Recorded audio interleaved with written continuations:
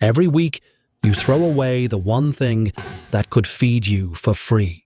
That onion root, that lettuce base, that celery bottom, straight into the trash. A woman at my local farmer's market, she's been growing vegetables for 30 years, once handed me my green onions and said, "Don't throw away the roots. Put them in water. You'll dramatically cut down on how often you buy these." I thought she was exaggerating. She wasn't. No seeds, no soil, no fertilizer, $0. Just water and a windowsill. Today, I'll show you 5 kitchen scraps that regrow in water. One of them is ready to harvest in just 5 days. This setup is completely chemical-free.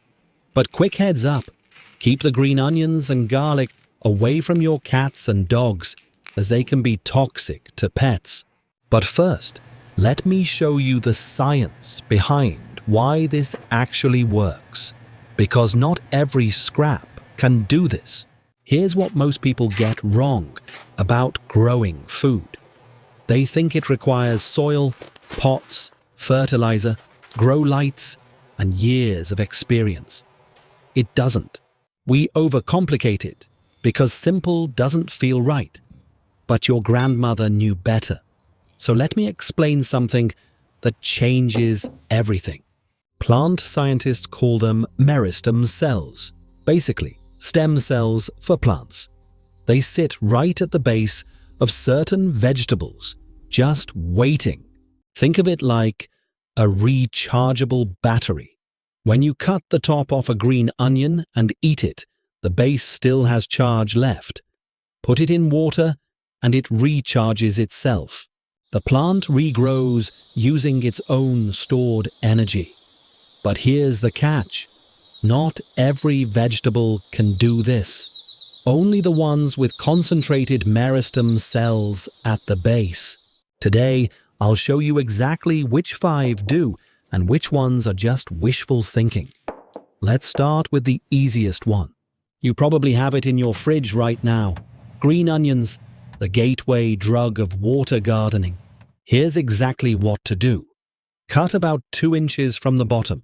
Keep the white roots attached. Drop it in a small glass or jar with about 1 inch of water, not more. If you drown the roots, they rot. Set it on a windowsill with indirect sunlight, east or north facing is perfect. Now watch. Within 24 hours, you'll see tiny white roots pushing out. By day 5 to 7, you've got fresh green onions ready to cut. And here's the beautiful part. Cut them, and they grow back. Again and again. That scrap you are about to toss, that's a jar that keeps growing back, harvest after harvest. I've barely bought green onions in 2 years. That farmer at the market was right. These things just keep growing. Now, if that impressed you, the next one is even more surprising. Lettuce, specifically romaine. Most people get this one wrong, and I'm going to tell you exactly why. Keep the bottom 2 inches of the head. Place it in a shallow dish, not a glass. A dish. Add just ½ an inch of water, barely touching the base. This is critical. If you submerge the whole thing, it rots. Every single time. Keep the water shallow. Bright, indirect light. Change the water every other day. Within 3 to 5 days, you'll see the heart of the lettuce crack open. Tiny pale green leaves pushing out from the center. That's your sign. It's working. Now, I want to be honest with you. Lettuce gives you 1, maybe 2 good harvests in water before it needs soil. But those first harvests, completely free. 0 effort. But the next one might surprise you. Most people think you need soil for this, celery. And yes, it works in water. Cut the bottom 2 to 3 inches off your celery bunch. Set it in a shallow bowl with about 1 inch of water. Put it somewhere sunny. Celery needs more light than green onions. And here's the rule that makes or breaks this one. Change the water every 2 days, not 3. Not when you remember, every 2 days. I'm telling you this because the first time I tried celery in water, I forgot to change the water for 2 weeks. It smelled like a swamp. Seriously, my kitchen smelled like a pond in August. Learn from my mistakes. Change the water. By day 7 to 10, you'll see tiny leaves sprouting from the center of the base. That's your celery coming back. New stalks from nothing but water and a windowsill. Those Meristem cells at the base, still charged, still building. Okay, now here's one that most people get wrong because they throw it away at the worst possible moment. Okay, this one might be my favorite. You know that garlic clove in the back of your pantry? The one with the green sprout poking out? The one you were about to throw away because you thought it had gone bad? Don't you dare. That sprout is not a sign of spoilage. That sprout is a sign of life. Those Meristem cells just activated on their own. Here's what to do. Take the whole clove, don't cut it. Place it sprout side up in a small cup. Add just enough water to cover the bottom third. Bright indirect light to start. Once the green shoots hit about 3 inches, move it to direct sunlight. Within 7 to 10 days, you'll have garlic greens 4 to 5 inches tall.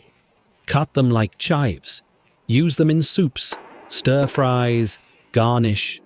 They taste like mild, fresh garlic. And here's what nobody tells you. They keep producing multiple harvests without replanting. One clove can keep giving you fresh greens for weeks. That sprouted garlic you were about to toss, that's multiple harvests of free garlic greens, 0 effort required. Remember I said one scrap regrows in 5 days? Green onions won that race. But garlic greens, they win the marathon. Now, the last one takes a bit more patience, but it might be the most rewarding of all. Lemongrass, the one that takes patience but pays off big. Grab fresh lemongrass stalks from an Asian grocery store. Look for thick bases with a slight green tint. That's where the energy is. Place them in a tall glass with 2 to 3 inches of water. Change the water every 2 to 3 days. Give it the sunniest window you've got, south-facing if possible. You'll see new roots within 1 to 2 weeks. New leaves from the center within 3 to 4 weeks. White roots plus fresh green growth from the center. That's your confirmation. Imagine walking to your kitchen window instead of driving to the Asian market every time you need lemongrass for tom yum soup or a curry. That's what water propagation gives you. A continuous, fresh supply to keep your kitchen stocked for weeks. From one stalk. Now, before you run to your kitchen and start dunking everything in water, there are 3 mistakes that will kill your plants overnight. And I see people make them every single day. 3 mistakes that kill water-grown plants every time. Mistake number 1, too much water. People think more water equals more growth. Wrong. If you submerge the entire base, the roots suffocate and rot. Rule of thumb, water touches the bottom. It does not cover it. Mistake number 2, forgetting to change the water. After 3 to 4 days, bacteria start building up. The water gets cloudy. Roots turn brown. Change it every 2 days. Set a phone reminder if you have to. Mistake number 3, too much direct sun too fast. Young leaves burn easily. Start with indirect light. Move to direct sun gradually, over a week. And one honest truth: not every scrap works in water indefinitely. Green onions and garlic greens, they'll give you the most harvests before slowing down. Lettuce and celery, 1 to 2 harvests, then move to soil if you want more. Now you know exactly which is which. 5 kitchen scraps, water, a windowsill, $0. That's your indoor garden. Those meristem cells, those tiny plant stem cells sitting at the base of your vegetables, were always there, waiting.